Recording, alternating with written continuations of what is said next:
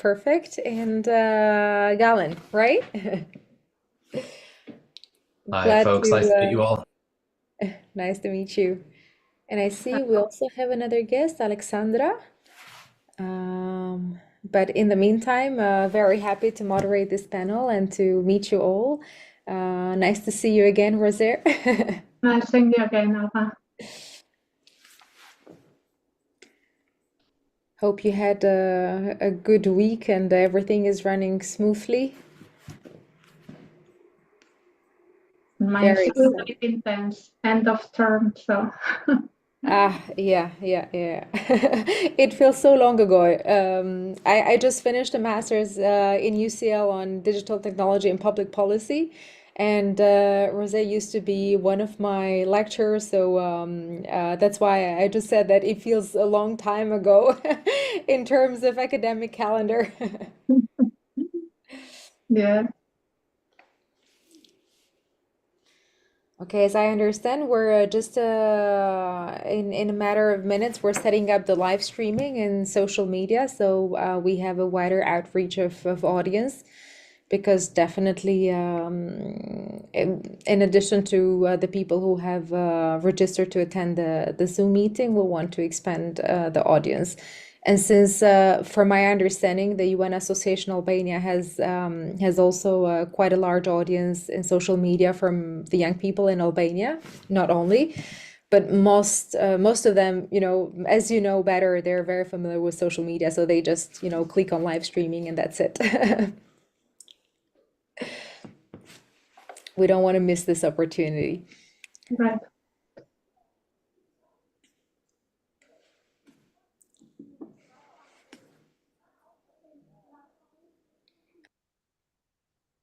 Hey, more people are joining. Good. Because none of you are from the Western Balkans, other than Adlira and our team, being late is part of our culture. So we always have this 10-minute, 15-minute buffer for everyone to join. I'm Spanish, I can get that.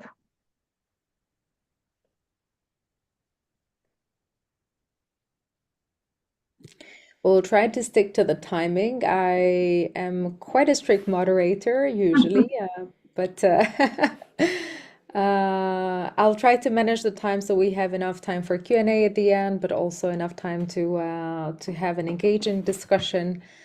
Okay, we're live on YouTube. Good. Alba, can I ask a quick question? I got the questions you were planning on asking Justin Lane before I needed to take his place. So those questions are totally fine for me. You don't need to change them at all. I just wanted to let you know. Perfect. Yeah, well, I was very curious to check in depth your research areas and what you've been working on, and I thought the questions were a good, let's say, mix of what you have been working on, but also with the topic. I know that it's very niche in terms of what you can speak in terms of youth, but definitely I'm pretty sure that you have intersections of youth in your work thus far. So We do. Yes. perfect. Thank you for confirming. Moi, tu me vois pas? Bah écoute avec moi si tu veux. International audience, I can get. Crystal, just when you're ready, let me know. Yeah. I think we can get started right away, and as people join, I'll keep letting them in. So yeah, looking forward to this discussion. Thanks everyone again. Perfect. Okay, thank you, Crystal. And then from now on, we're ready to kickstart this hybrid panel discussion. Welcome, everyone. This is a panel discussion on youth, peace, security in the digital era, how to make technology an ally. I'm very happy to moderate this panel, given that we're at a very let's say, very difficult position in the world. I think that the world has never been so bad in terms of infliction of war since the Second World War. And with this major political shifts where we're expecting global players to reposition themselves on what's happening, but definitely lots of us are turning their eyes in what youth can play as a cohort that is a game changer with their actions and words, but also in terms of how technology is shaping the world in terms of making it more secure or not.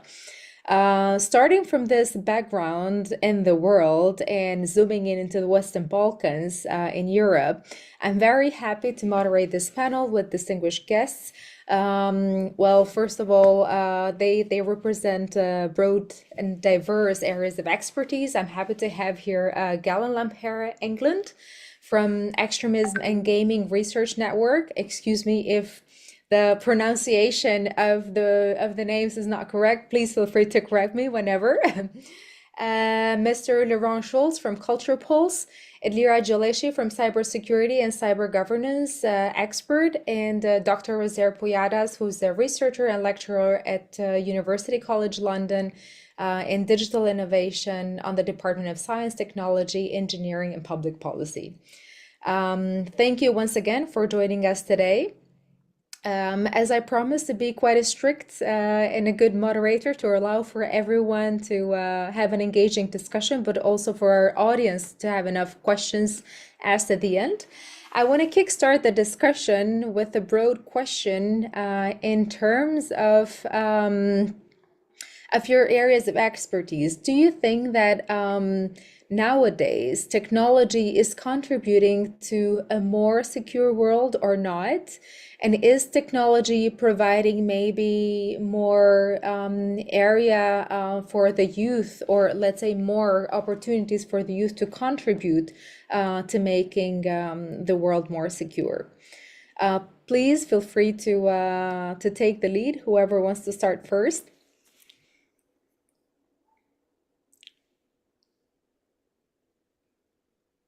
So I'll try not to be too shy. Thank you very much for the invitation.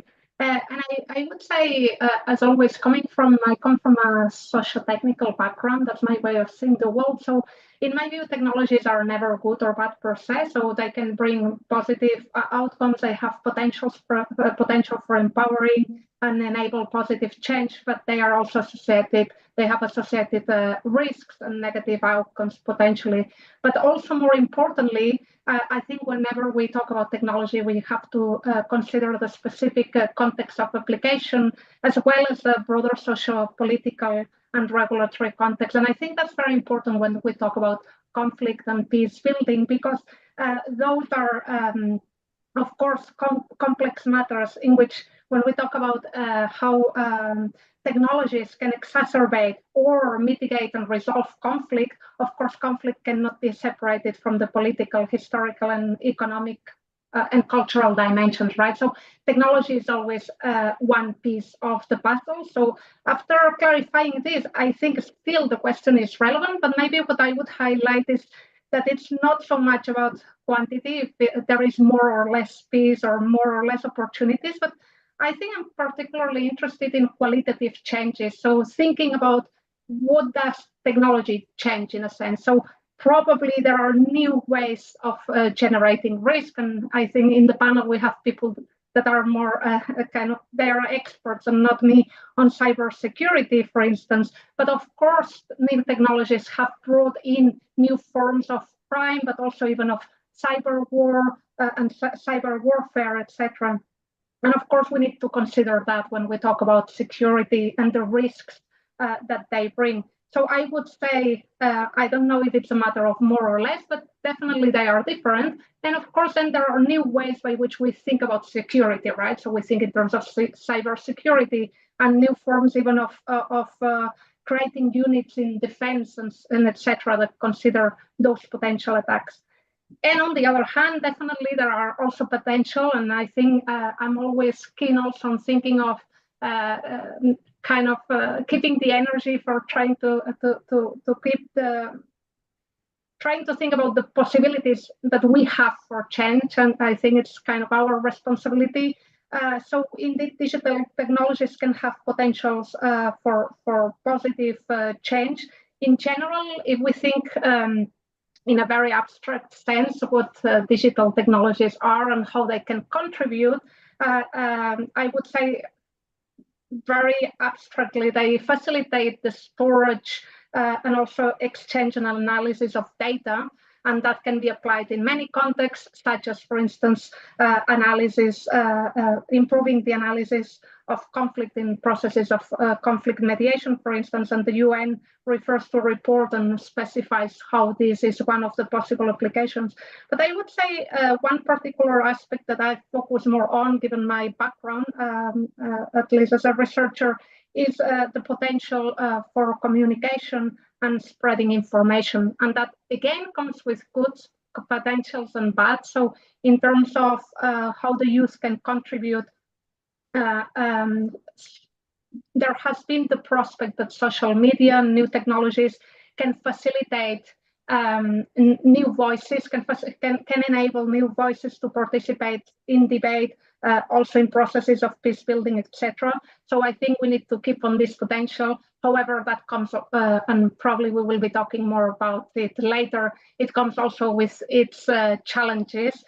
So even if it has the potential to allow for more people to participate in, let's say, in public debate, in the public sphere, at the same time, boundaries exist, and we have to always consider that we are within systems in which power relations exist, and they exist also online as much as offline. I think for the moment I'm going to leave it here because we are several panelists, but yeah. Thank you so much, See some- Rosa. Yeah, sorry. Go ahead, Laurent. Yeah, please. Yeah, I can tag on to what Rosa said. I completely agree about the ambivalence or the ambiguity of the sense in which the technologies contributed or not to security and to peace. I think in addition to the factors that she raised, just some background for me, I'm in addition to the chief research officer at Culture Pulse, and I'll be describing some ways we use technology to work with youth to promote peace. I'm also a professor of global development here in Norway. So my academic world is trying to think about the conditions, the social, the broader conditions, economic, as well as how those influence people's psychological dynamics and relations as they're trying to live together.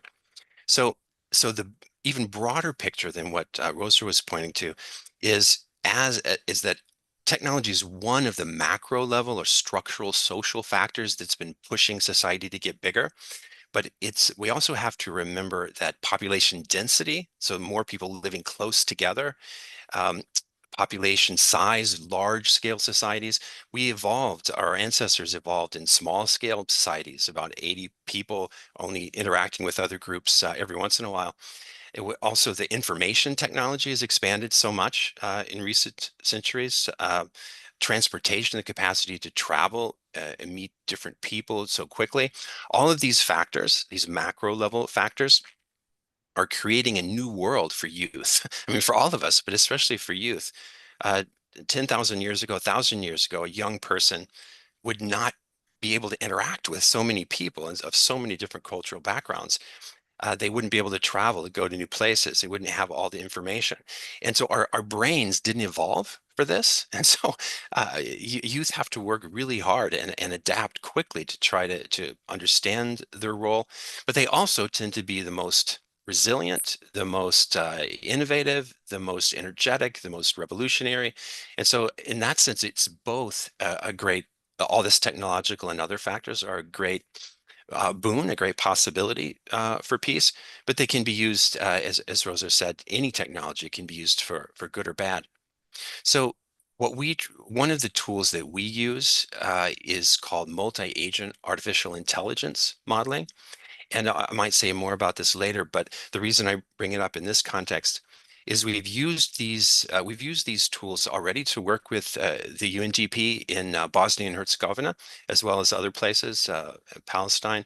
And basically, we create artificial societies or sort of digital social twins, or think of it as a virtual laboratory that represents the real world population, which includes those artificial agents include people of different ages, so youth, older people, children of different genders, different employment status, different ethnic background.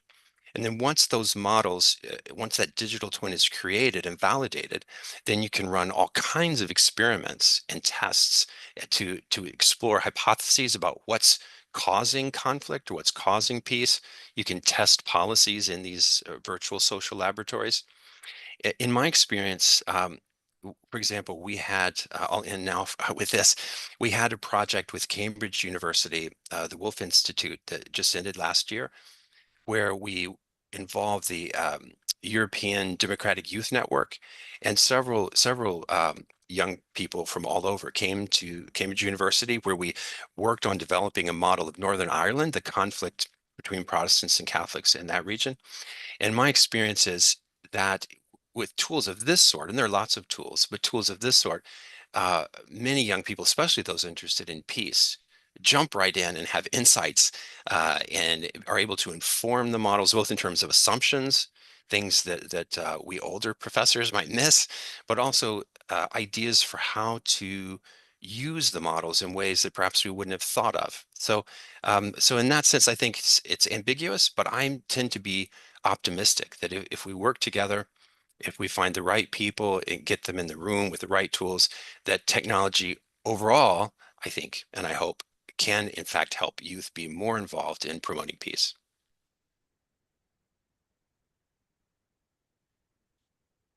Thank Happy you. to pop Yeah. in next there. I think those, Rosa and Laurent, I think you cover two really important shifts around the ambivalence of technology and conflict, right? One around these potential ways in which technology can facilitate better communication, better agency, and allow for a lot more engagement with peace, but also kind of the potential double-sided sword there. I thought it might be interesting to put it inside of a larger context and do so by taking a step back and looking at conflict more broadly. My background is in conflict and terrorism research, even though I run kind of this more niche gaming and extremism piece today. But I started out in genocide research and kind of continue to work on these broader strokes of political violence. And I think it's important to remember that we live at the safest point en masse to be human today, right? Historically speaking, deaths from violence are the lowest ever in humans' history. We're looking at 6 to 10 per 100,000 people right now. In the 20th century, that was roughly double that. And prehistorically, we're looking at 500 plus per 100,000 people, right? So the overall trend line of deaths from violent conflict has gone down drastically. But in the last 20 years, we've seen a massive uptick in violent conflicts themselves. As of last year, there's 59 conflicts globally, right? And that's the highest number since 1946. There's more people intensively involved in conflict than at any point in the last 20 or 40 years. So in a historical context, things are safer than ever and more peaceful than ever. But in a near-term context, over the last 100 years, we're in an uptick of violent conflict right now. And correlation is never causation, right? But as we've seen an intensification of online communication and internet communication technologies over the last 20 years, we have seen an increase in conflict. So I think there's an interesting correlation to parse there. And I think that kind of comes into a couple different layers. One, of course, is the communication aspects that Laurent and Rosa were pointing to. The ability to agitate, to activate, and to create mass social movements through social media, for example, is huge. If we look at the Arab Spring, this was a 2011 onwards, we saw these massive social movements organized through social media.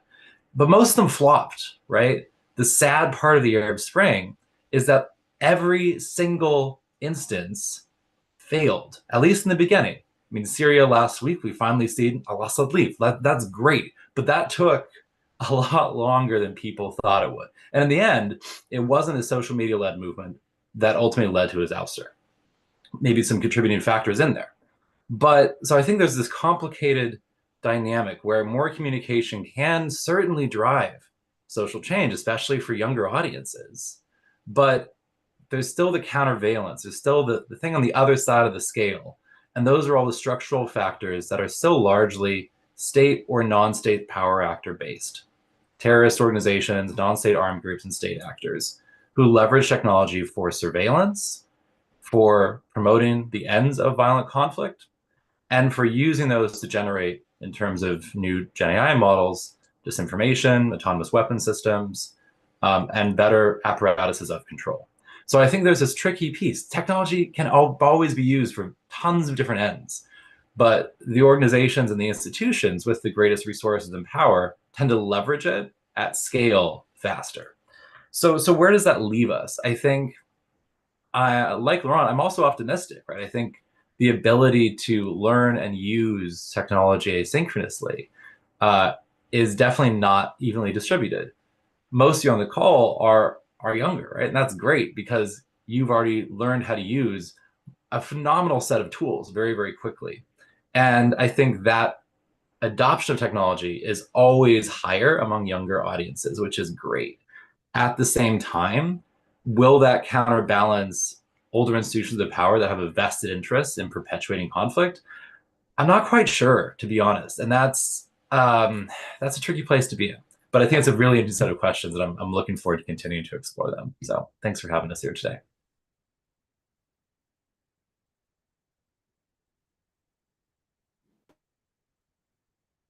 Yeah. May I? Yeah. Hello, everyone. First, thank you for the invitation and the opportunity to be part of this panel and this discussion. From my perspective, as one deeply immersed in the field of cybersecurity and governance, I have witnessed firsthand how technology has profoundly shaped our world. During my experience, more than 15 years in cybersecurity and trusted services, which is a new area, I have seen its power to enhance security and provide opportunities for progress, but also its potential to present new risk and challenges in the same time. Technology has made the world safer and better in so many ways, from my perspective. It's helped us detect and respond to threats more quickly, protect vital systems, and keeps people informed during emergencies. But it's not just about security. Technology has also changed how our economies work, making online transactions safer, boosting transparency, and opening up new opportunities for people to thrive.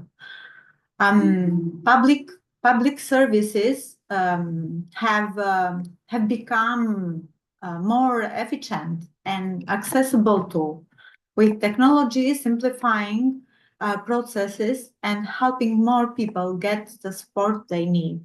Beyond that, it's brought us closer together, creating ways to share information, report problems, and work as a global community to stay safe. While they are changes, the positive impact of technology is clear. It's helping us build a world that's not just safer, but also more connected and full of possibilities.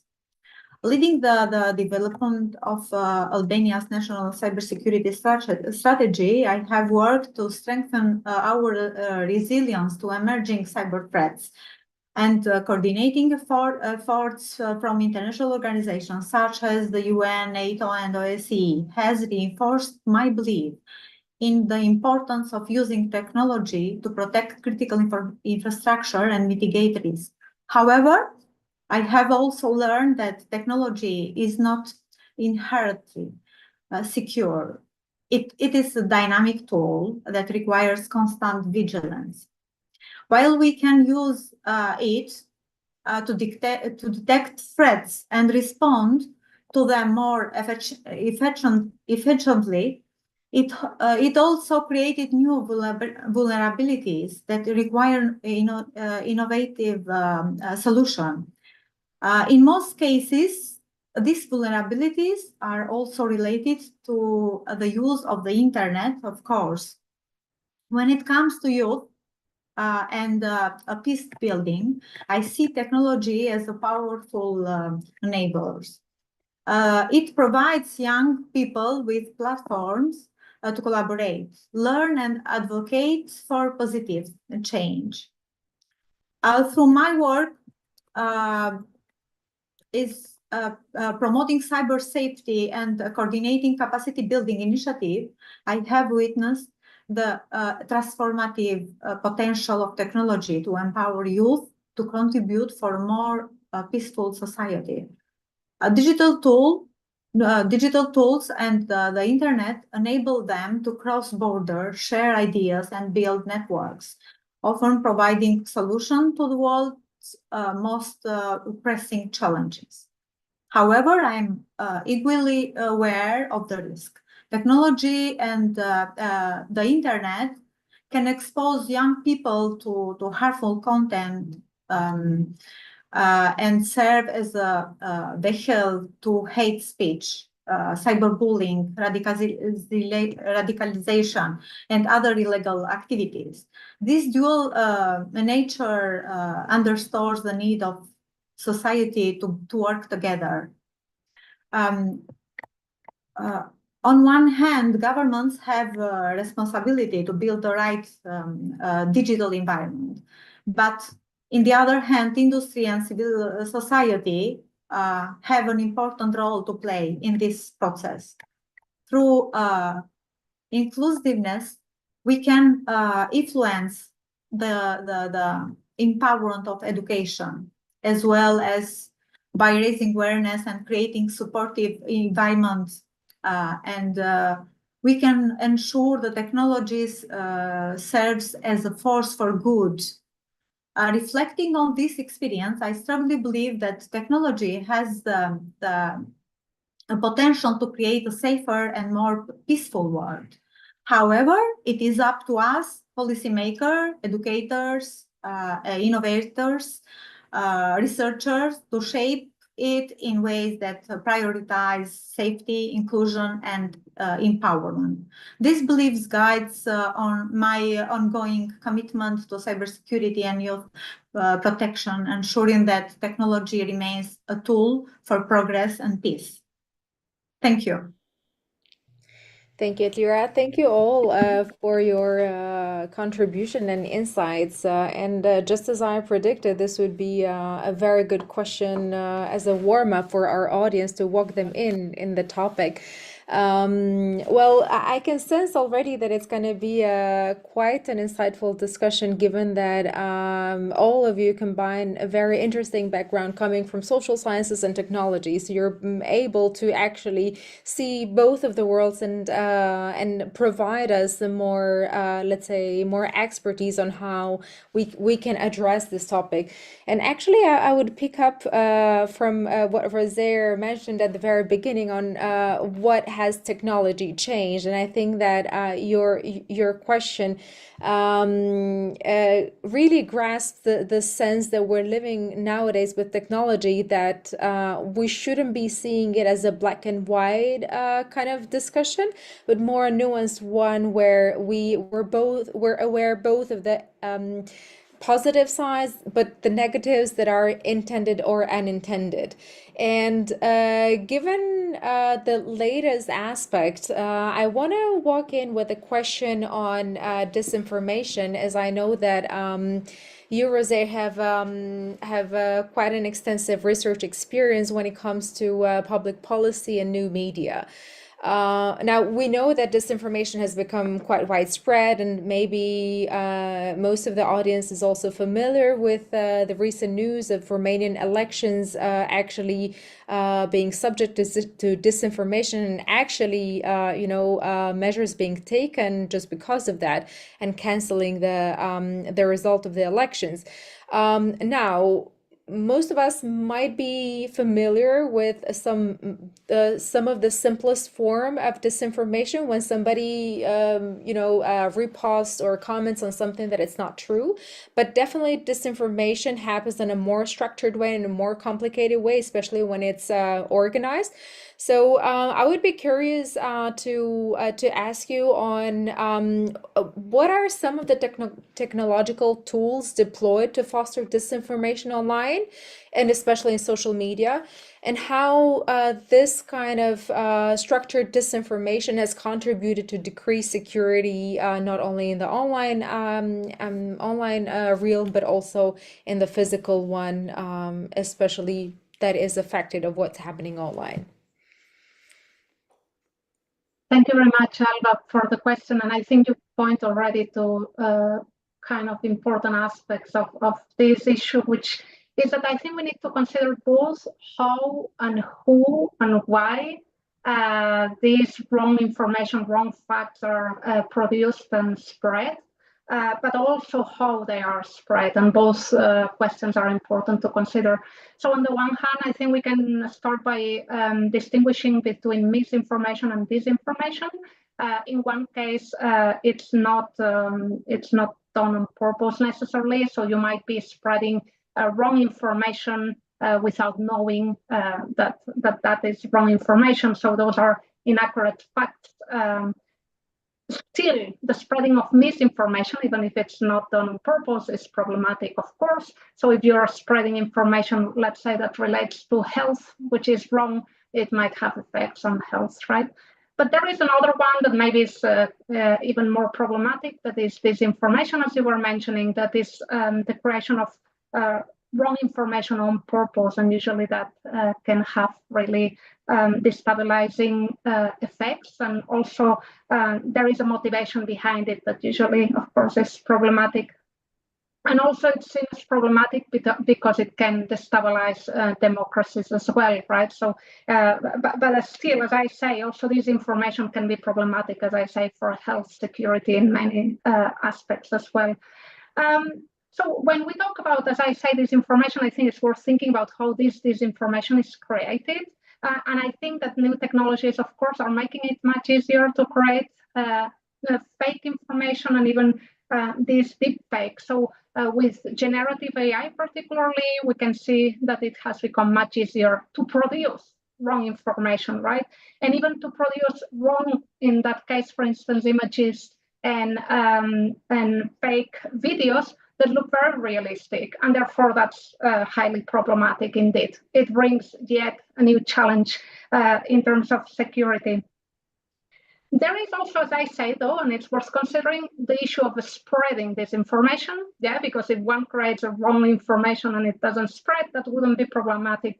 The problematic thing is the spreading. We know that one of kind of the utopias of the internet precisely is to have this connected wall. This connected wall then also enables this information to spread relatively easy. And for these new technologies are also being employed in very specific ways that facilitate this spread of misinformation.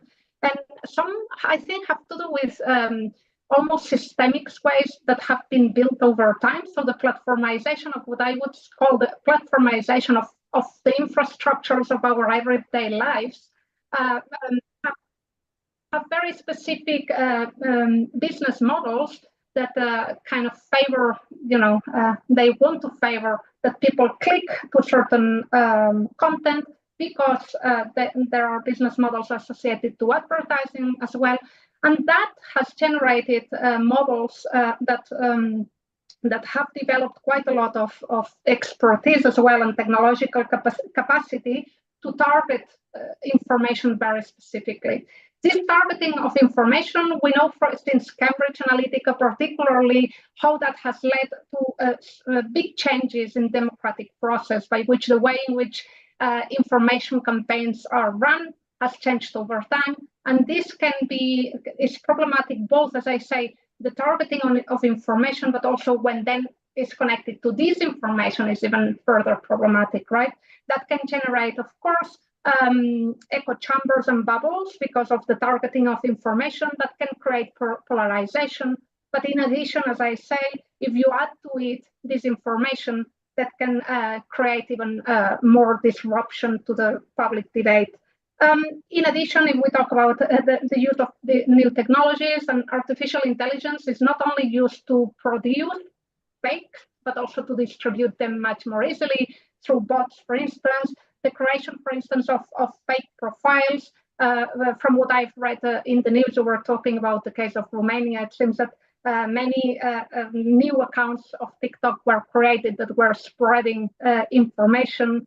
So there are many mechanisms of the use, if you like, of the use of technology and even applications of technology that are highly problematic.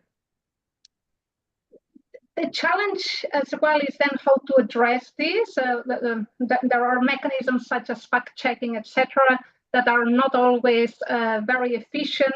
And particularly, I think one of the issues beyond all this spread, as well as the creation, as I say, of polarization and even shaking results, democratic results, so that this is highly problematic, but also it can generate a general mistrust on news. So at some point, people might be feeling like, well, I cannot trust any information at all.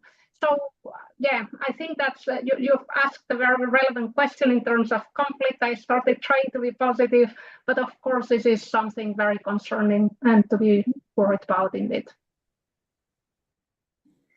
Thank you, Rosé, for pointing out to not only the difference between misinformation and disinformation that is usually interchanged as the same, but it's not actually, and to the fact that it's one thing to create and one thing to spread disinformation, how this happens as a way of being facilitated by social media, but also by malicious actors.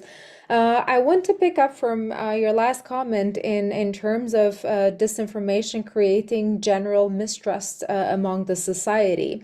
And this brings me to the question that actually I wanted to ask to Laurent.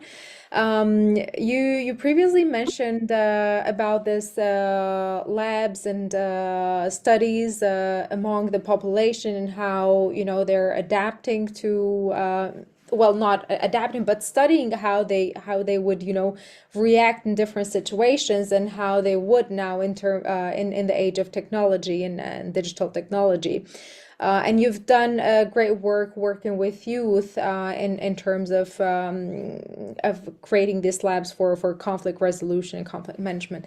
Now, given the mistrust among the society that has resulted by all this, differences or this, let's say, cacophony of information or changing things because of technology, how is the society adapting to this new concept of security in the age of technology?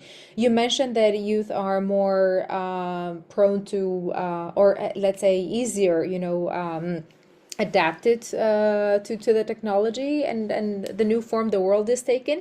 But can you give us more details from your studies and research regarding that? Sure, I'd be happy to, Alba. So first I'll say a bit about the psychological dimensions that are important there for trust and social cohesion, and then talk specifically about the question of trust, which you brought up, which actually was one of the main concerns and outputs of the UNDP Bosnia and Herzegovina project that we finished in August. So when you bring up the issue of trust or security in general, I think it's really important to include the psychological dimensions, because no matter how powerful our armies are or our police are, humans if humans are anxious, or if their in-group attitudes are triggered, or their anxiety about out-group members are triggered by factors such as existential insecurity, not knowing if they're safe or the people they love are safe, once these conditions are in place, then human psychology kicks in and very quickly for evolutionary reasons and survival reasons, wants to protect the people who are like them, who are around them, that they're related to. This is why our species survived and thrived over the millennia. So this is one of the reasons why I think it's so important to pay attention to the psychological dimensions in news media and social media analysis. At Culture Pulse, the algorithms that we use, they detect 93 different dimensions of human psychology. So personality, moral factors like in-group, out-group, willingness to harm or concerns about harm or care, purity issues, which picks up concerns related to homosexuality, other types of morally, for conservatives, morally laden types of topics, traditional gender roles, that sort of thing.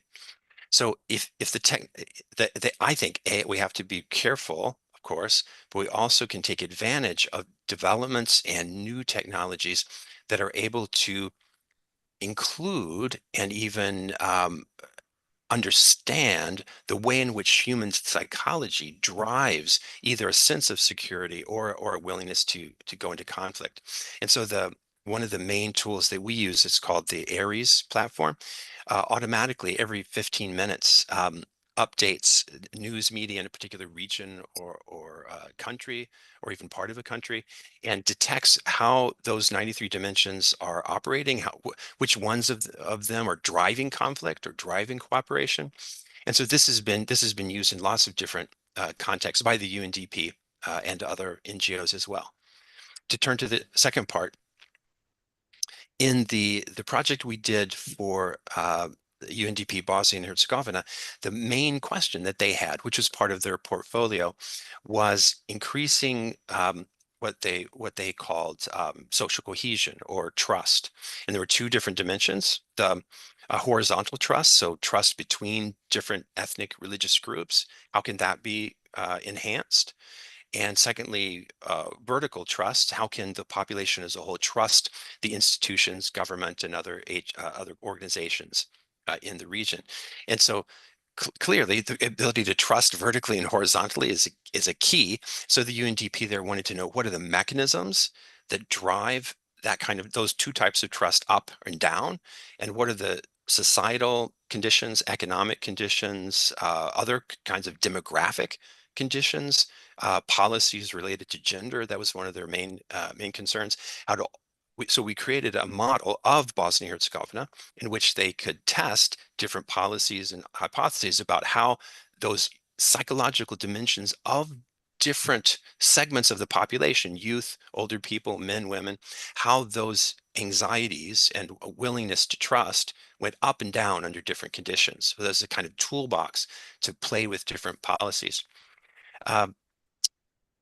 This is not the only kind of effect or way in which these tools can be used.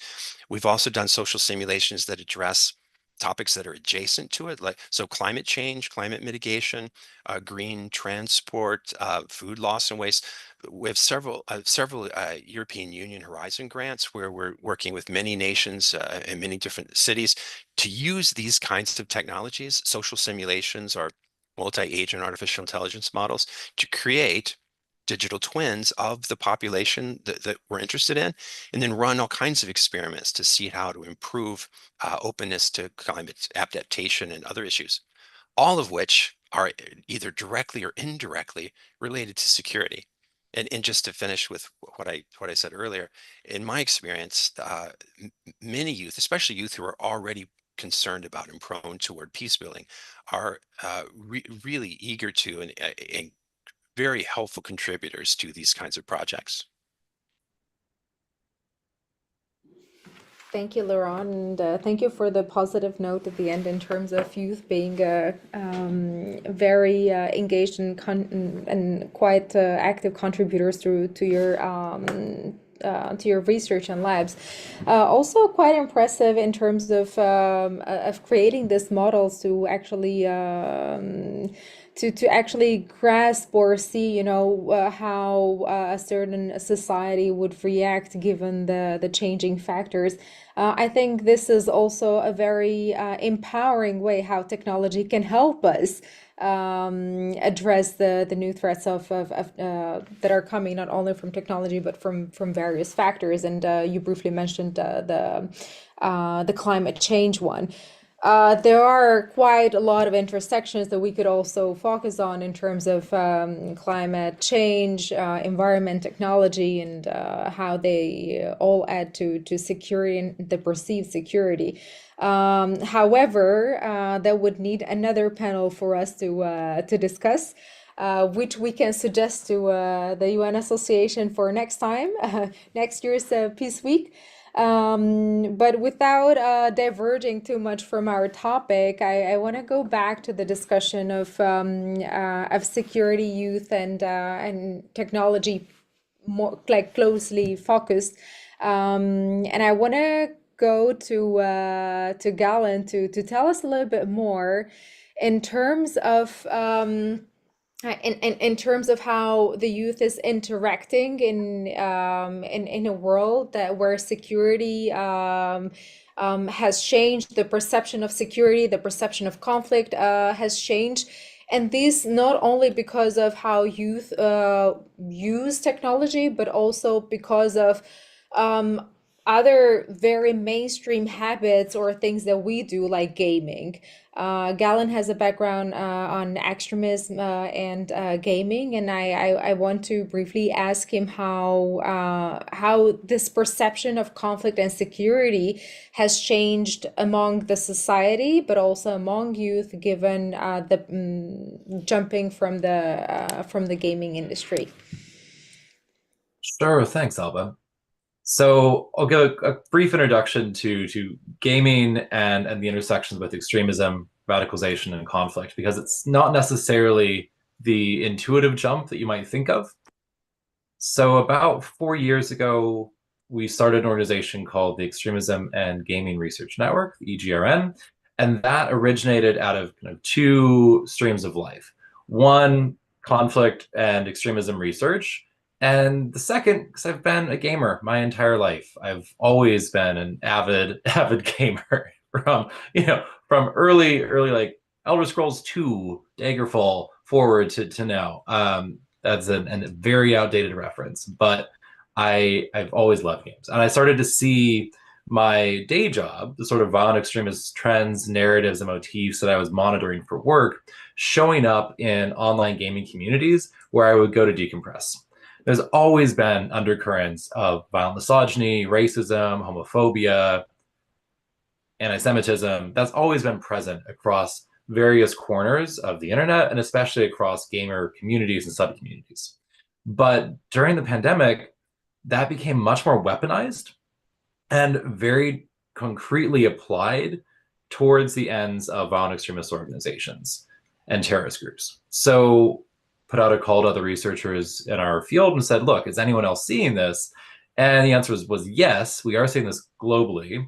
And secondly, we don't know enough about what's actually going on. So over the last 4 years, we've built up a network of researchers, practitioners, policymakers, tech platforms, gaming companies, and law enforcement to come together and say, what are we concerned about?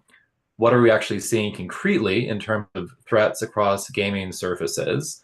And what can we do about it? How do we use gaming for good? How do we build resilience in gaming communities? And all that starts in the first level, which is that games are not the problem, right? Fundamentally, violence in video games does not cause offline violence. That's been quite well studied at this point. There is no clear link there. Narratives in games, the stories that come across in games, can absolutely persuade people ideologically or cognitively. But the violence in games themselves that's not the issue here. So I always like to clarify that first. Secondly, gaming is a huge industry. It's the world's most profitable entertainment industry by far. Revenues are somewhere around $200 billion last year.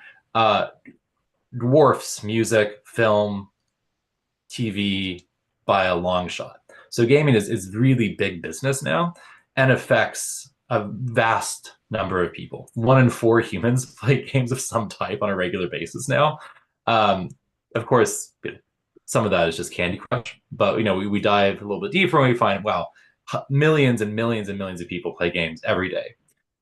As a network, we're primarily concerned with 6 aspects of that.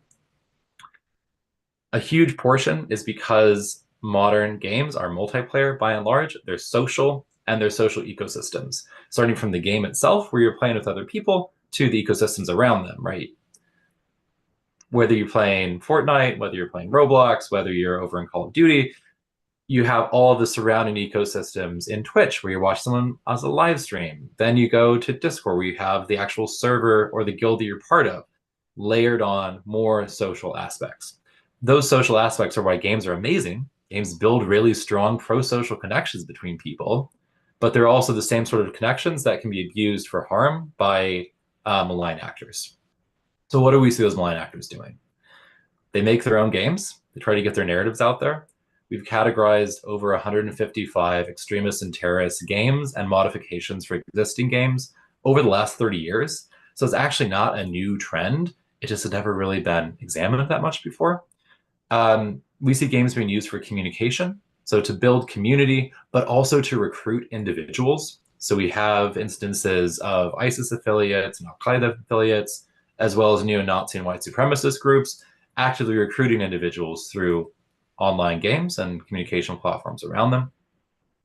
Then we see the gamification of attacks. So actually using helmet cam footage and memes inside of actual terrorist attacks that are used to make it look like a game, because it entices viewers, right?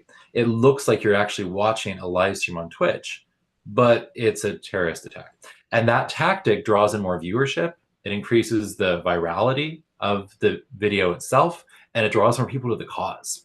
So that's actually quite powerful as a tactic, and is often deployed through gaming adjacent platforms. And then we have kind of the financial implications. Some of the games are actually sold for revenue. So that is a revenue stream for violent extremist and terrorist organizations when they build and sell their own games. And you can launder money through in-game item sales. It's not a massive financial flow yet, because there's easier ways to launder money, right? But if you control a construction cartel, you can launder your money a lot more easily than going through cryptocurrency and in-game skins. So until we close like the big loopholes of money laundering, like this is a small issue, but it exists as a problem nonetheless. So anyway, where does that leave us? Games can also be used to build incredibly powerful communities. I hope a bunch of you are gamers. I'm guessing you probably are, or you play some type of game regularly, or at least once in a while. Games can be an amazing way to build resilience against ideological intrigues, but we have to be working with gaming companies and with educators, with parents, with law enforcement to understand the nuances around gaming, and not saying all gaming is terrible, but rather saying games are a powerful social phenomena, and one of the most important ways that we tell narratives about what matters to us and our societies and our cultures. And if we don't understand that as an information space, then we're missing a huge portion of how, especially younger audiences, get their information and their views about the world. The last point I'll make on that is that state actors also use this. So we see mis and disinformation actors actively exploiting and using games in a variety of contexts right now.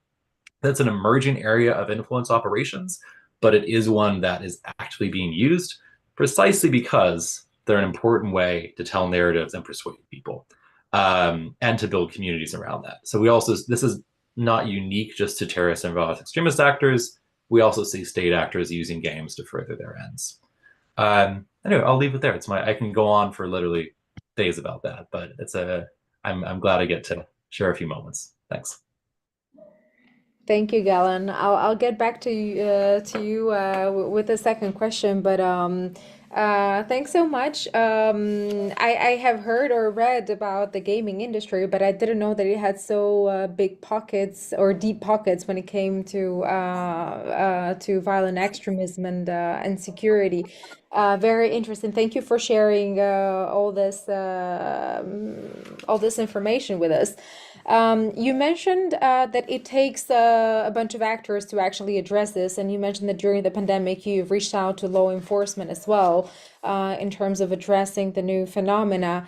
That brings me to Edlira in terms of the cybersecurity structure. Definitely all of the research community, think tanks, academia are doing their part in terms of, researching and trying to uncover what's happening and how to address it. But state structures also have a role to play. And I wanted to ask you, in terms of cybersecurity infrastructure and architecture, where do we stand in the Western Balkans, since you have more experience in the Western Balkans, and how can we make, or is youth aware of this architecture when it comes to cybersecurity, and how can youth play a more active role in shaping this architecture of cybersecurity? Yeah, of course. From my experience, I can say that the Western Balkans face unique challenges in addressing cybersecurity, especially when it comes to engaging youth. The regions involving the digital landscapes presents both opportunities and risk, but awareness can prioritization of cybersecurity as a critical component of broader security effort. So they are still in process. One of the key challenges in cybersecurity is the rapid pace of digital transformation, which often outpaces the development of comprehensive cybersecurity frameworks. Government and the stakeholders in the region are working to address cyber threats, but there are a lot of gaps that remain in technical capacity, policy implementation, and cross-border cooperation. An important opportunity lies in education administration. We both all in the Western Balkans, all the administration are suffering from education about cybersecurity. They are not able to take appropriate measure to improve strategies and policies in line with the rapid pace and dynamic nature of technology. Moreover, cybersecurity is not always seen as a part of the broader security spectrum. Traditionally, security in the Western Balkans has been framed in terms of political stability and physical threats, with cyber threats sometimes seen as a secondary concerns. Changing this mindset is a crucial step. Towards creating a holistic approach to secure, one that recognize the interconnection and of the digital and physical worlds. We are entering an important area now where technology will be massively used in all economic process. But on the other hand, the challenges are still great.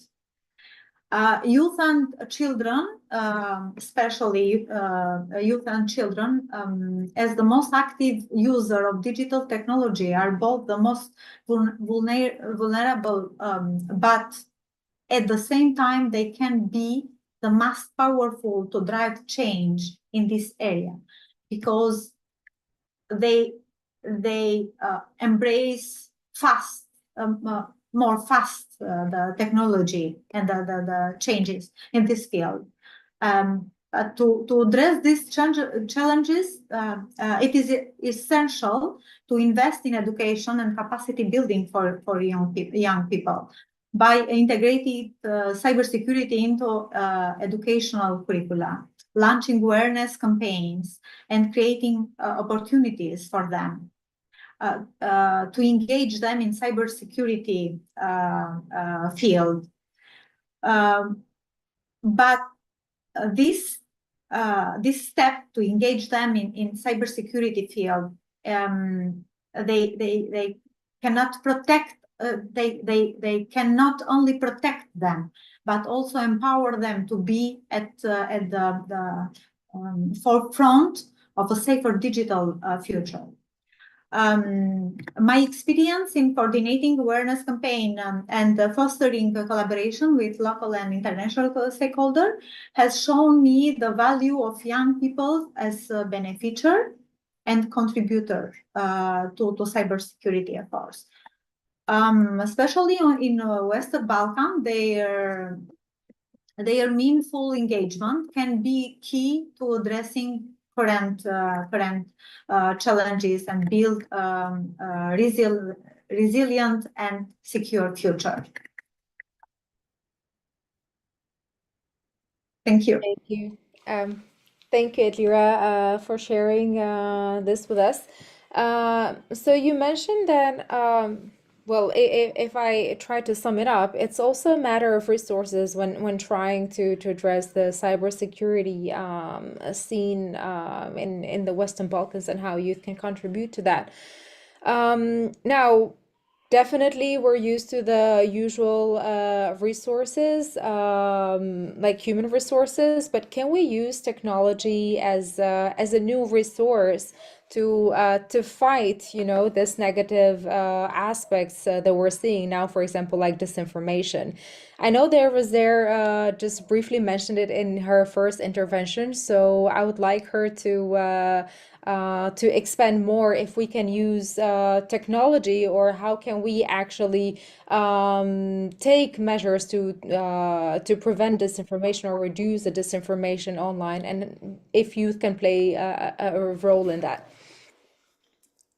Thanks, Alba. So agreeing with Edlira, though, before I go into answering your question, I would agree that maybe I would rephrase it in terms of digital literacy and kind of the importance of digital literacy, and understood in very broad sense. So I think at least years ago, digital literacy was understood as being able to use technology, and I think ideally, we want better futures, and we want to be able to kind of fight against the dangers of technology. The more youth are prepared in terms of cybersecurity, but also in terms of knowledge about how information is spread, and also how to consume information and how to generate information, I think that is very important. And that goes maybe then towards answering your question, because first, knowledge is power, I would say, and in that case, technological knowledge is power. So digital activists talk, for instance, about hacking as a form of resistance, and they talk about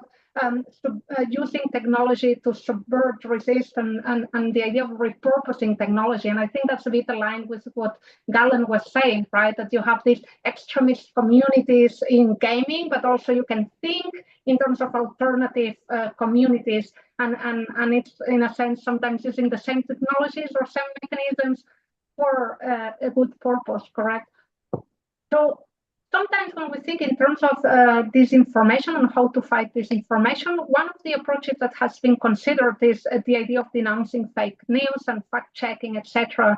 There is some research that shows that that's not always the most efficient way to address and tackle the issue, because many times, because polarized positions have been created, when you try to one side, in a sense, you're perceived as being from one side. When you try to denounce fake news, it might not be particularly productive. So that's why, in that sense, I would be more, I would think more in terms of fighting for alternatives, almost more than fighting for disinformation per se. So in a sense, but also think, so the idea of using new media and new technologies as a form of organizing for change. And also this organizing for change can be campaigns about making other people aware of this information and what are the origins of this disinformation. And that therefore can result, for instance, in trying to fight for regulatory changes. I was saying that some of the issues come from the way in which information is spread. And I would say platforms have certain responsibility on it, but also certain governments. So the fights can be not specifically sometimes on kind of trying to stop a specific piece of disinformation, but more systematic, right? A more kind of systemic approach to the changes that are needed, making dangers visible. So in that sense, I think that when civil society organizes and creates communities that fight for shared objectives, that's how historically we have slowly made changes. And I agree that it's always difficult. But that's why I think that I would kind of encourage youth to organize in terms of generating awareness for the changes that are needed. But maybe a bit more specifically as well in terms of kind of digital activism, that is also possible. And we know that following kind of not only in terms of disinformation, but in general digital activism, this idea that I said about repurposing technologies, we know, for instance, that there is the so-called hashtag activism that was a way precisely of, in the same way that disinformation is spread, it was a way of spreading certain types of information. So I guess that what I'm trying to argue is that maybe stopping the ways in which specific information is disinformation is being spread might be challenging, but maybe one way is generating alternative discourses and spreading them in similar ways, in a sense. We know about also, for instance, about open data movements, that what they do, again, is trying to visualize knowledge or information that sometimes is not made visible. So, yeah, in a sense, there is, I believe, from a digital activism perspective, this idea of the repurposing technology for subverting realities that we don't like. Thank you so much, Rosé, for mentioning the digital activism. I think this is a very good way how to coin, let's say, the activism among the young generation nowadays, because we see that they're more outspoken in the online environment than they are in the physical world, like previous generations have been. So definitely there is some inspiration there. And thank you for sharing these examples. Now, we've been jumping between social media, cybersecurity, gaming, and AI. I know that there is so much hype when it comes to AI, especially, but also the narrative is very much black and white in a way, like very polarized. Either like it's very good for the society, or it's a life threat, and people are very much, scared about the future with AI.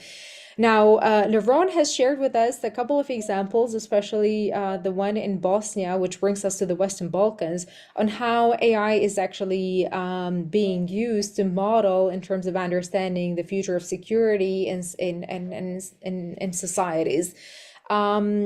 Would you be able to share us more examples from your research on how we can use AI to shape society and to prevent some of the intended negative impact that we're aware of coming from technology or AI itself?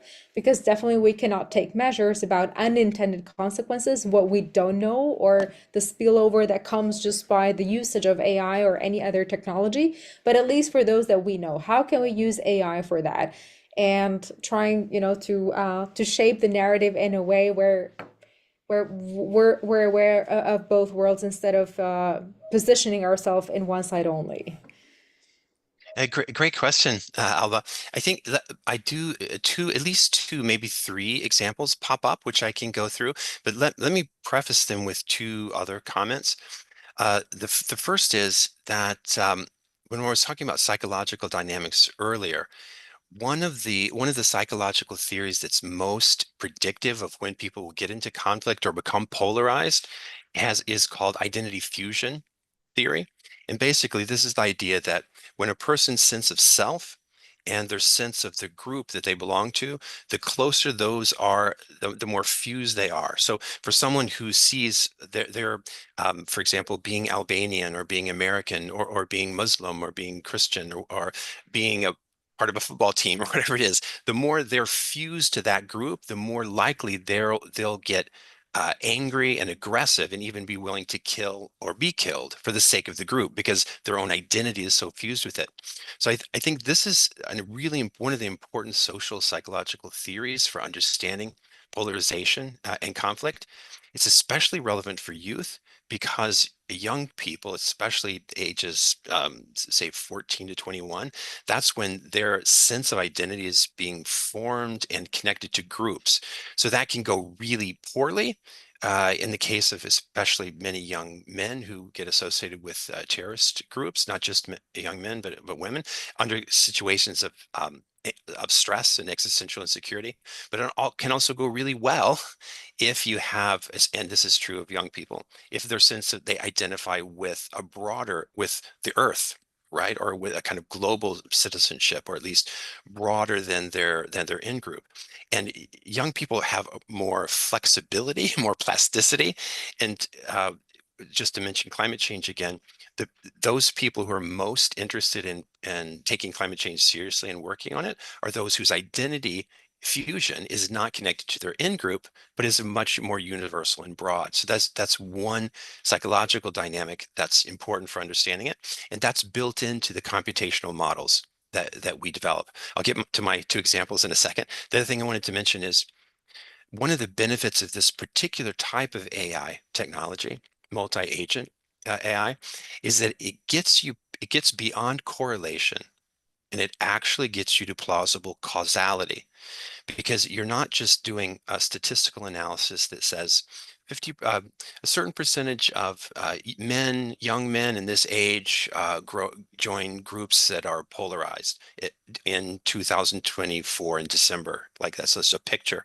What a multi-agent AI does is gives you the micro level, the individual level psychological dimensions and mechanisms that cause in the artificial society, that cause the emergence of these macro level polarizations of two groups or conflict between two groups. So you actually get at causality, not just correlation, which is why it is so powerful. So other examples I can mention, we developed a model for the UNDP program for assistance to the Palestinian people. That one was designed, the specific output there was how to promote the resilience of the Palestinian people. This project occurred during the fall of 2023. I was there in Palestine 2 weeks before the October 7th events. So that changed a lot of what we could do in that model. But that's one example, trying to create an artificial society to test how you can have a particular group become more resilient. And that was the main goal of the UNDP there. Another example would be, we had a project with the Research Council of Norway during the pandemic. So then we did social media analysis, including those 93 dimensions that I mentioned to you earlier, to try to find out which variables are causal in terms of leading people to believe misinformation, conspiracy theories, but also which mechanisms were causal in leading them to accept vaccination or accept other policies such as distancing and so forth. So that was able to inform the communication strategy of health professionals within Norway. We've also worked with different cybersecurity and regional and national intelligence agencies to fight against misinformation. So one example of the way in which an AI tool can do that, the algorithms in the Aries platform I was telling you about earlier, it's able to read the news, 3 million news items a day in over 200 languages, and then show which countries are sending what kinds of messages in which languages. So in Slovakia, for example, we found right before the election last year, Russia was sending something like 20% of all the news about Slovakia, and they were sending it in Slovakian, right? So coming from Russia, but in Slovak, about Slovakia. So that's kind of a signal that you're dealing with a misinformation campaign. So those are some examples of ways in which both the psychologically oriented algorithms that read news data and social media and can analyze the causal drivers there, and also the multi-agent artificial intelligence models that get at the causal factors that lead to problematic issues like polarization, but also to social cohesion or resilience or peace. Thank you, Laurent, for the examples. Very insightful. And actually, I was just thinking right now that if before we're not able to get to the depth of or let's say the root causes of the problem, now we can, because AI can empower us in terms of understanding, or studying all of this newspapers. And imagine a human being doing that. You would need like great amount of time and never be able to actually come to a conclusion to inform policy making or to inform a decision on time for the situation. And likewise for the multi-agent models. Imagine how powerful it can be to tweak these variables in a model and then be able to see what would actually work better with a society. This is not a clear-cut answer, definitely, because there might be some false positives, there might be mistakes in the model, but definitely they give us insights in what can work, and it can inform our policy making to a certain extent. Exactly right. Yes. Thank you for that. Now I go back to gaming once again, and even though I promised not to mix a lot with other subfields like environment or climate change, I could not escape the gender narrative when it comes to gaming, because unfortunately there is this let's say mentality, or maybe also some narrative around the gaming community is very much masculine, is very much discriminatory against women, even violent. I don't know how many of you are actually aware of the Gamersgate, where actually a gamer was attacked and she was harassed.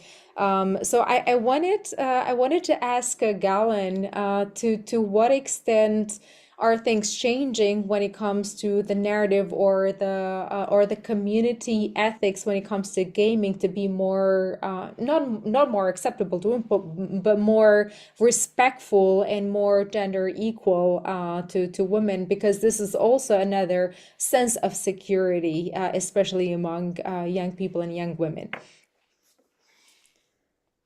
Thanks, Alba. I think the gendered components of gaming, and particularly radicalization across gaming surfaces, have a massive role to play. So I'm really glad for that question. I think it's sort of one really important point, which is that violent misogyny doesn't exist in a vacuum. It is a persistent correlate to support for violent extremism. Every single study that I have ever worked on where we've included support for violent misogyny as a variable, it relates directly to support for other forms of violent extremism. And that's also true in gaming ecosystems and environments. So violent misogyny is bad in and of itself, but it also contributes to other forms of violent extremism and radicalization. The more likely and the more ardently you support violent extremism, the more likely you are to also be a violent extremist, and vice versa. So there's this really important thing to tackle, which is like tackling misogyny matters for a whole host of reasons, beyond just gender-based violence, which is a good enough reason in and of itself. We should be working on this more. To get to the core of your question, is this changing in gaming? Yes and no. The good news is that demographically, gamers are about 50-50. There's no longer a majority of gamers who identify as being male or who are men, right? Gamers are about 50-50 these days. So demographically speaking, that's changed. That being said, the types of online targeted hate and harassment directed towards women has intensified in recent years, not become less so. So Gamergate, you referenced the first Gamergate was in 2014. Gamergate 2.0 happened earlier this year, a decade later, and was every bit as toxic and vitriolic as Gamergate 1.0. That involved several colleagues. Our organization was also targeted as part of that. And so that hasn't necessarily changed that much. If anything, there's been a response from industry to try to make games more inclusive and diverse to reflect women's experiences, more female characters that aren't just overly sexualized, and to try and reflect a diversity of experiences in the game itself and the game design. And that's a basic market move. You're like, let's see, there are more women playing games. All right, let's have female characters that are not just overtly sexualized, right? Or let's have characters that aren't just white because we have the next billion gamers that are going to be from the continent of Africa. It's a basic market shift. And yet you see a huge backlash from largely white male and a few female gamers who say, this is woke culture invading our sacred games. And so there was a massive movement earlier this year called Sweet Baby Inc., which was a small indie studio that helps to develop narratives inside of games that was targeted as part of this. It got extremely nasty. A few of my colleagues received death threats. We had to get law enforcement and intelligence services involved. It got really caustic and still is. So where does that leave us? I think there's been a huge issue in industry of speaking up directly against this as an issue because every company is afraid of losing gamers and players to another company. So there's a few good cases of this. There's some industry partners who have spoken up very clearly and said that hate and harassment have no place on our platforms. Let's do something about it. And there's others where they've either not said anything or they actively encourage it.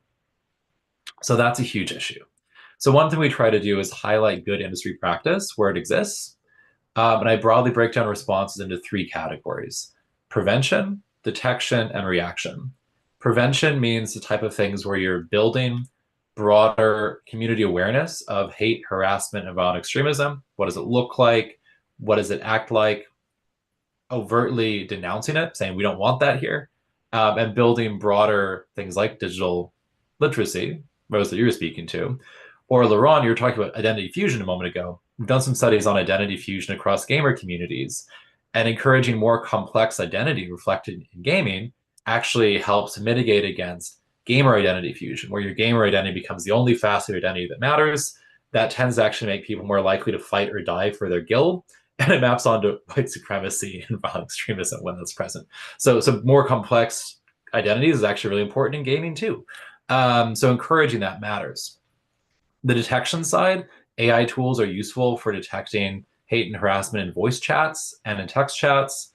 So we think that's really key, and sharing signals across platforms is key there. And then on the reaction side, can you report hate and harassment and see that it's actually actioned? So we need the tools present in games themselves and the platforms around them to report and also have those reports followed up on. And then to build community awareness for parents, for educators, and for law enforcement to know that when your kid is playing Roblox, they might experience some really heinous stuff, like they would out in the rest of the world, let's be honest. But we need to also look at them as complex social spaces that everyone should be aware of, that there are pros and cons to. So I think the educational component is really important there on how do we take care of folks who experience that sort of hate and harassment. So there's a lot of work to be done, basically, and we're trying to help with the pieces that we can. Thank you so much, Galen. Well, you elaborated way more on the topic and on the fusion of identity rather than just the gender equality one, and I want to thank you for that. It seems that it's a matter of the shifting market. It's a matter of like community or industry practice or terms, but also a matter of law enforcement. To a certain extent to drive more security in the gaming industry.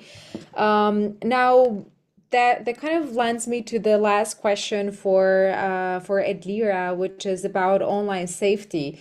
And from what we've touched upon, there are so many layers of online safety, but just maybe merely focusing on some macro policies that we can discuss upon when it comes to online safety for the young people, but not only. How can we work on, especially in the Western Balkans, where public policy is very recent or very new when it comes to digital technologies? How can we work on to increase this online safety? Do we need maybe some new institutions? Do we need some maybe new fora, which includes multiple stakeholders, including young people, to actually shape this online safety?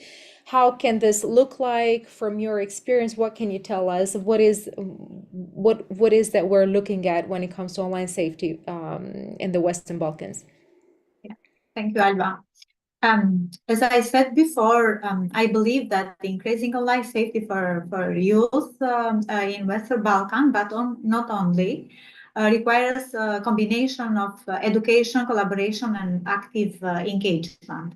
It is not enough to passively protect them or to impose them restriction. Do not use this or do not use that. But we must empower them to become active participation in shaping the online safety frameworks that affect their lives. I totally agree with the other colleagues. The first step is education. Education is really important. It's really the first step that we need an action. Many children and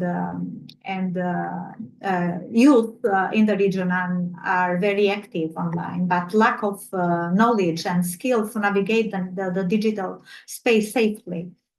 By integrating online safety and cybersecurity topics into schools, such digital literacy, as the colleague mentioned before, in their curricula, in community programs, we can equip them with tools they need to protect themselves, and not only, but they can be active to protect even the others, the community. This should include practical skills such as recognizing online risk, understanding data privacy, because it's really important this topic is really important in nowadays. Is a big threat that the children and youth are facing in online navigation, and knowing how to report the threats, because a reporting mechanism is really important to embedding a secure, protect environment for them. On the other hand, improving legal framework and updating them to technological development, with security at the heart of the policy or the framework, is another important process that needs to be undertaken by government, but not only. Even the industry and the civil society may play a crucial role on that. Youth need to be given and sit in the table. This is the third pillar, in my opinion. When it comes to developing online security policies and framework, they need to involve in the process. They are the ones who experience the digital world most directly and can provide invaluable insights into the challenges and risks they face. By involving them in the policy discussion, consultation, and collaborative projects, we can ensure that their voices are heard and that the solution we created are relevant and effective. to move from being takers to participants. The youth also need platforms and opportunities to lead initiatives. This could include training programs to develop their leadership and technical skills, hackathons, and focus on cybersecurity, innovation, digital rights, digital literacy, and etc. Maybe we can involve them to create to give them a role, the responsibility. This is really important. By positioning them as a co-creator rather than the mere beneficiaries, we can foster a sense of ownership and responsibility among them. Moreover, fostering networking in cyberspace in another critical steps for the Western Balkan, enhancing online safety. It not only facilitates and strengthens cross-border collaboration, but also plays a pivotal role in peace-building efforts. In this context, cyber diplomacy emerged as an essential component of global discussion nowadays, as the borderless nature of the internet means that peace and safety are shaped by the behaviors of government, social groups, and individuals in digital spaces. So this is this is important to understand from government in the other hand, but from the society in the other side. In my experience, coordinating awareness raising campaigning, capacity building initiatives, I have seen how engaged and informed young people can drive meaningful change. When empowered, they become advocates, educators, and innovators who contribute to a safer digital environment, not only for themselves, as I said, but for all the community. For the Western Balkan, unlocking this potential is key to creating strong and comprehensive cybersecurity frameworks that protect and empower future generations. And the future belongs to the children and to youth. So, in my opinion, giving them a responsibility and the role, activism, it's a main step. Thank you. Thank you, Edlira. Thank you also for mentioning the education and the education component and giving youth the space or the platforms to be part of shaping this online safety. And I hope this panel contributed to that, not only for our audience, but also for those who are following us on the live stream. That concludes the round of questions from my side. I want to thank you all for your very useful insights. Now, with the permission of our hosts and the panelists, I would request a 5 to max 10 minutes time, since we were late already. So this is the time I'm claiming back since the very beginning for the Q&A from our audience. If your schedule is not super tight, I would appreciate if we can stay for 5 to max 10 minutes more. Thank you. Okay, who wants to break the ice? Do we have any question from the audience?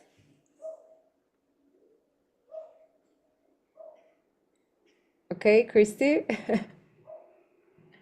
Thank you, Alba. Hello, everyone. First of all, I'd like to thank you because the panel discussion was really interesting and enlightening. And as Alba said, is this kind of conversations that you want to never end somehow.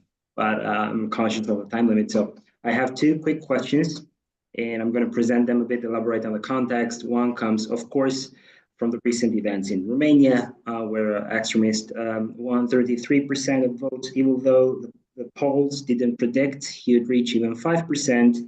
And the main instrument, allegedly the main instrument used is TikTok, which it was a bit shocking. and somehow doesn't explain the whole story, because for us, TikTok is a platform used mainly by young people.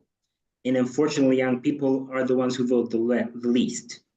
So it somehow uncovered another layer, another narrative that we are not aware of, and made me also reflect on the fact that progressive forces have lost, or the traditional conventional methods to capture the people's impulse, somehow society impulse, are failing, and made me remember Brexit or other very important decisions when political forces didn't really capture what is the national sentiment. So to Leron, can the technologies that you have developed try to capture that impulses and be used by the governments before asking people to make major decisions, to take major decisions into that? And the second question is related a bit with the context in Albania. We had an unfortunate series of events previous weeks. To a 14-year-old boy got killed by a peer, got knifed at school, outside of the school, and according to some statistics, around 80% of the crimes or violence, physical violence among young people starts online. And there were a series of videos then on TikTok that discovered this trend of young people actually bragging about committing violent acts to their peers.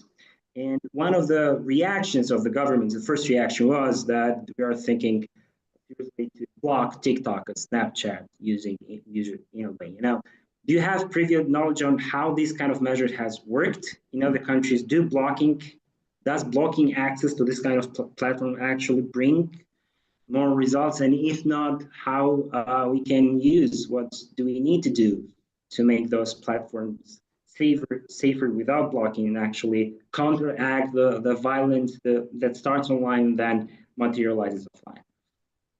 Not the other way. Yeah, thank you. Sure, great questions, Christy. I'll try to answer them as quickly as I can. I think I detected 3 questions, or maybe the second one was a 2-parted one. The short answer to your first question is yes.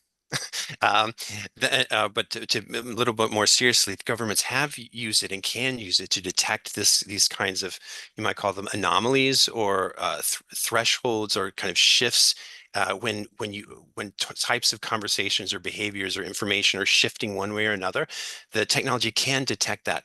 It can be updated almost real time, every 15 minutes, in some cases even more. So you can get activate what's the word, notifications about something when it's happening. So that I could talk more about that, but the short answer is yes.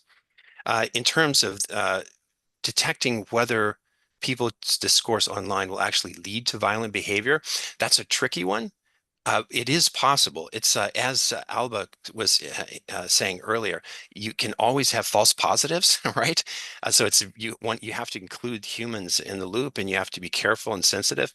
But the algorithms can pick up the difference between kind of hate speech or grumpy speech or kind of meh, and when someone's actually seems to be articulating something in a way that suggests, from behavioral science knowledge, that they actually may begin to act in a violent way. And then third, you said, does blocking help? Our research suggests actually that it does not.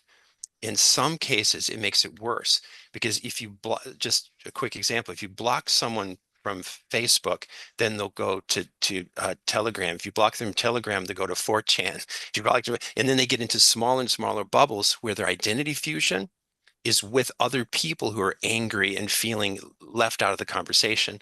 So our research suggests that censorship or blocking, there might be some cases where you need to do that, but in general, that's not the best policy. The best policy is intervention and engagement in a way that opens up other ways of thinking of the type that Edlira and Galen and Rosa were pointing out earlier. If I can just quickly piggyback on that, just on the blocking question. I think what we've seen in our research is exactly what you're pointing to, Leron, is that blocking individuals tends to accelerate their pathways to radicalization. They tend to get more extreme in their views if they're removed from the main platform. Blocking entire platforms is also a pretty dismally authoritarian way to engage with online information. That's not to say there isn't a better way to regulate online platforms, but I think using the cudgel of saying let's block an entire platform is deeply ineffective and tends to alienate younger voters as well.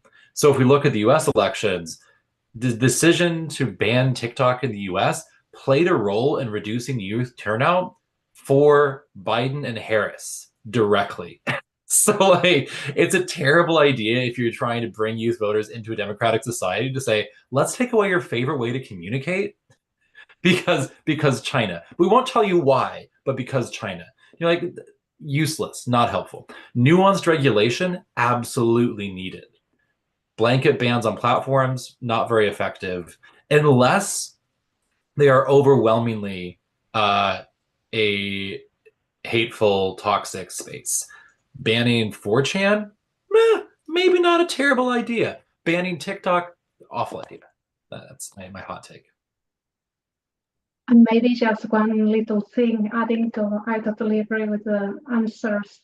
But I think there is an additional sense by some countries, like Australia is considering to ban altogether the use of smartphones by people under 16. So it's quite a lot.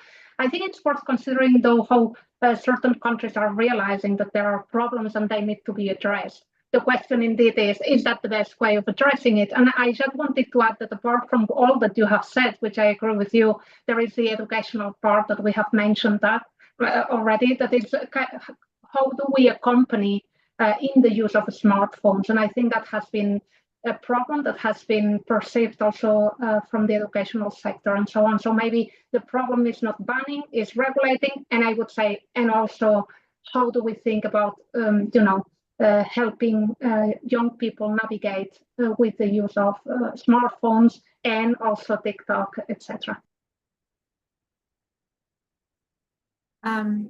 May I? In my perspective, I can see the blocking social media for me is not the solution. Blocking content, yes, it works. But if you go through blocking social media, we are going through using technology more and more, and the internet more and more, and all this big transformation of the economy helps the people to survive in area of cutting a lot of jobs. So they are trying to find a solution and to make money through social media. So in this context, for me, blocking the social media is not a good choice, or the let's say the relevant choice.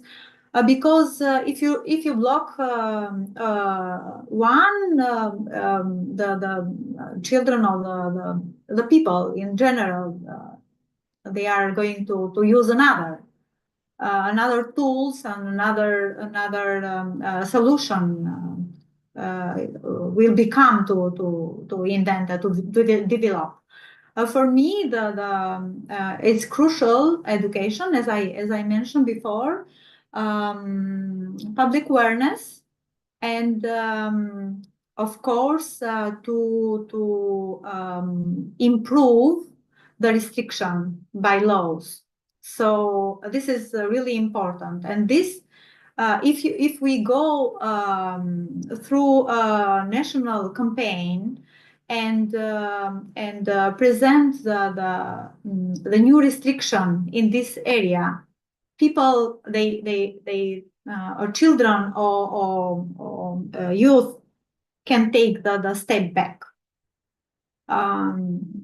So in my opinion, it's of course data privacy must be regulated, Albania as a candidate country for EU members is obliged to implement the GDPR in Albania, and all the countries, not only in the Balkan countries, but all the countries must impose the implementation of GDPR in this content. When the citizens are using the social media, for example, the EU has a regulation about front of the social media regarding the data privacy. So we all need to go through this path, I think. Thank you. Thank you. Thank you, Adlira. I see we have one more question, but we have run out of time. So unless it's a burning question and not two questions packed as 3 or 4, then if the panel allows me, I can take it. Otherwise, I would suggest that you just post the question on the chat, and then whoever wants to kick in can reply to the question, and others that need to leave can leave. I don't know what's the sense in the panel. Can we take it or not? Sorry, Alba, if we have a lot of questions, maybe we can you can send us by email, and we can let's say yeah, From what I can see, there share is our only opinion. Share our opinion through you and Okay. social media, I think. Okay, we only have one, so depending Okay. on I can quickly go. Okay. Anya, yes, very quickly. Thank you. Hi, I hope you can hear me. Yes. Okay, you can hear me, so that's great. My question was mostly related to how we navigate conflict online spaces, and I'm saying, and in how we mostly witness it. If you've been online lately, you know that, from 2022, like from Ukraine to Palestine now, we are confronted by images of the brutality of war almost every day. But the issue that I've come to find is that in most cases, the biggest, even the biggest events and even the most outrageous things only last in the internet like 3 days. And I'm wondering, in the way that, how can we balance the part of bearing witness to a conflict online, as well as how can we deal with the fact that most of it almost always leads people to becoming desensitized towards this imagery. So how do we kind of shift forward and deal with that, and maybe navigate the online part and also translate it into like actual on-site work as well? Thank you, Anya. It relates a little bit to the digital activism that Rosier was mentioning previously, right? But yeah, any of the panelists, feel free to jump in.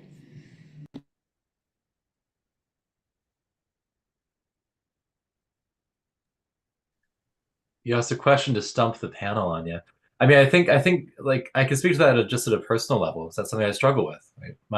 My partner works in the humanitarian sphere and works directly in service provisioning. I deal with graphic imagery a lot of the time for my job, and I think it's really tricky to remain empathetic to what you're seeing and to not burn out from exposure either. And I think that rapid kind of 3-day window that you mentioned, I think part of that is the inundation of something that's trending, especially when it's horrific. People want to protect themselves against it. So we shut it off, and algorithmically, then it gets deprioritized. There's a second question on algorithmic downranking and shadow banning of content, but that's a little bit separate.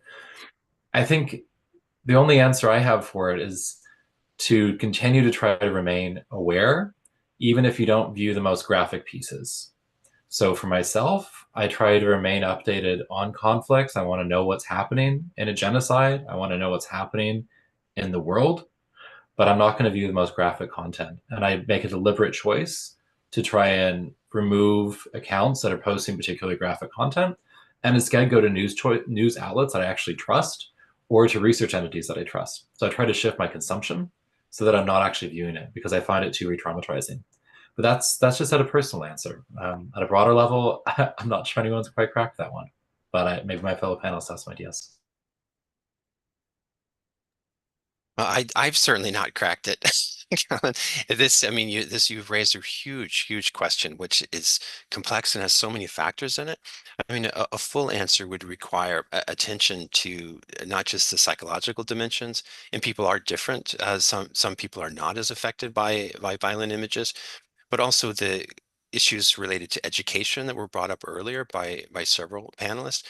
The amount of resources, social, educational, economic, into providing, like, even forgetting about social media for a minute, providing human beings with contexts in which they can feel safe and able to reflect critically and calmly about what behaviors make the most sense. That takes an enormous amount of energy and resources. And as I hinted at the very beginning, our brains did not evolve for this. Our brains evolved to protect our in-group, to get the next meal. So as soon as there's stress and we see these images, at least a great number of us become stressed, and then we want to shut it down. It's just a natural psychological tendency. So I would agree with the suggestions that Galen recommended, and it's one of those topics that would require interdisciplinary, international kinds of approaches that include all kinds of factors. And maybe just adding one more thing, that it's not an answer, but it adds to the complexity of the question, and I agree with you, very difficult to answer, is the fact that the danger of it as well is that it can lead to demobilizing, right? So not only information all of a sudden doesn't appear, but we feel that everything is so bad and nothing can be done that we might as well do nothing, right? And I think that's an additional danger of what you just said. So maybe going back to trying to finish with a positive one, keeping mobilized, I think that's the only way, trying to fight for alternative worlds, even if, it's always hard and change is difficult. But I think it's about presenting alternatives, thinking about alternatives, and fighting for those alternatives, in that case, more peaceful world. Very good notes to end on, I think. Finally, something positive, huh? Thank you, Christelle. And this was actually the time that I wanted to cut it off as well, because I know that all of us have other appointments, and it's an afternoon already. So first of all, I wanted to thank our host for organizing the Peace Week and this panel. I wanted to thank especially our panelists for their insights, time, and for agreeing to stay a little bit longer. And wanted to thank our audience, and hopefully we have raised some more awareness around the topic and provided some answers to how to make technology an ally and not only think of the negative aspects of it. Thank you very much again. Thank you, Alba. Thank you, Christelle. Thank you all, and invite all the young people to be active in this field, in this challenging. Thank Bye. you, Alba, for the lovely moderation, and thank you everyone for your time and all your knowledge. Thank you. Thank you. Thanks, Alba. Thanks, Christelle. Thanks all. Have a wonderful day. Thank you. You too. Bye. Bye. Thank you.